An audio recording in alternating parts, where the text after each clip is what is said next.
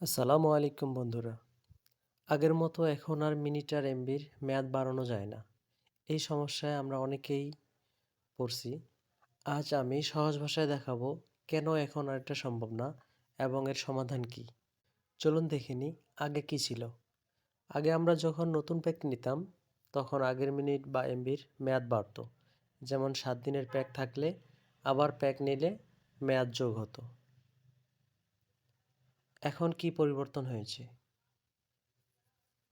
এখন সিম কোম্পানির মালিকেরা নিয়ম বদলেছে। নতুন প্যাক নিলে আগের প্যাকের মেয়াদ বাড়ে না, বরং নতুন প্যাক আলাদা হিসেব হয়। আগের এমবি বা মিনিট নির্দিষ্ট সময় শেষ হলেই কেটে যায়। কেন সিম কোম্পানি মালিকেরা এটা করেছে? সিম কোম্পানি মালিকেরা এটা করেছে মূলত বেশি প্যাক বিক্রি করার জন্য, গ্রাহককে নিয়মিত রিচার্জে বাধ্য করার জন্য এবং বিজনেস পলিসি পরিবর্তনের কারণে।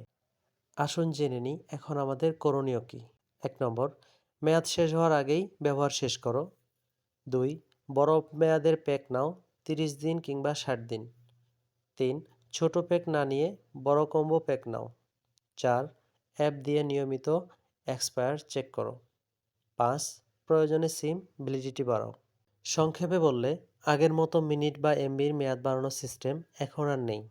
তাই এখন বুঝে প্যাক না নিলে এমবি মিনিট নষ্ট হবে।